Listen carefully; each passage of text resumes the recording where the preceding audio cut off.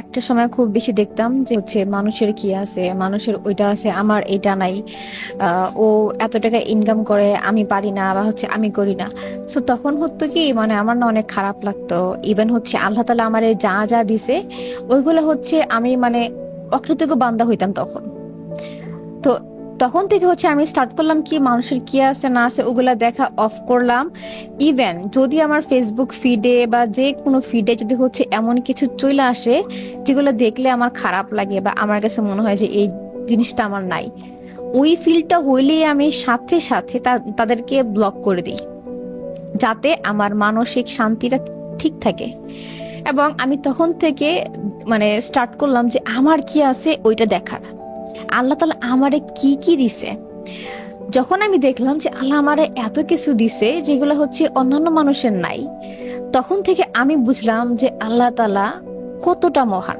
So তুমি যখন মানুষের দিকে তাকাবা, দেখবা যে ওর এত এত কিছু আছে, আমার কেন নাই, তুমি যখন তোমার লাইফের সাথে মানুষের লাইফের কম্পেয়ার করবা, তখন দেখবা তোমার লাইফে শান্তি বলতে কিচ্ছু নেই, একদম সব উধাও হয়ে গেছে।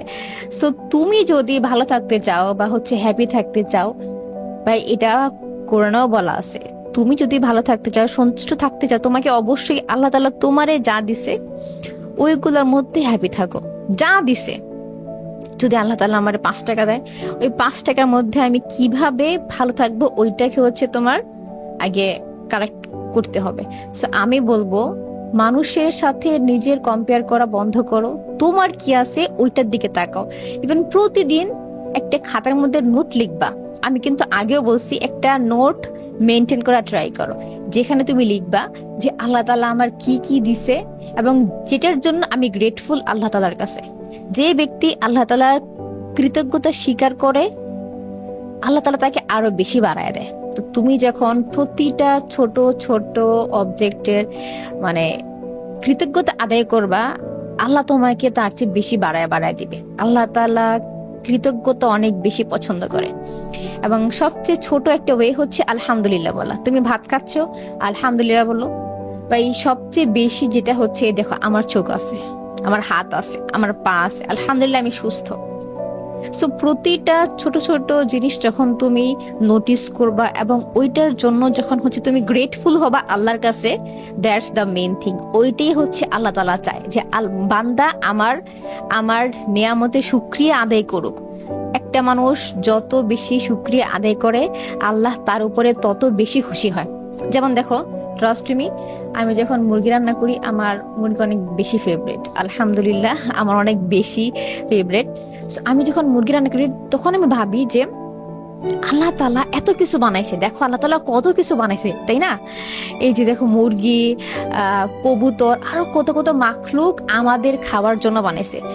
তো প্রতিটা খাবারের স্বাদ কিন্তু আলাদা, খাসির টেস্ট আলাদা, গরুর টেস্ট আলাদা, মুরগির টেস্ট কিন্তু আলাদা। সো দেখো আল্লাহ তাআলা কত মহান, মানে এমন একটা সত্তা যে কোনোটার সাথে কোনোটা কোনো মিল নাই, প্রতিটার আলাদা আলাদা টেস্ট, আলাদা আলাদা feature, sorry for that.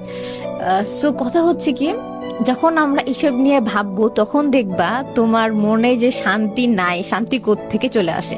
Trust me ভাই, আমার কোনো স্বর্ণগণা নাই, যেটা সত্যি কথা, আমার কোনো স্বর্ণগণা নাই। কিন্তু আমি যখন আল্লাহকে নিয়ে ভাবি যে আল্লাহ এত কিছু বানাইছে, সবগুলো একদম পারফেক্ট, তুমি তোমার দিকে তাকায় একবার দেখো, তুমি কি পারফেক্ট না?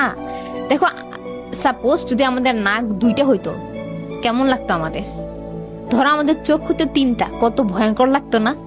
দেখো যদি আমাদের হাত পা 6টা হইতো, তখন কেমন আজব লাগতো না?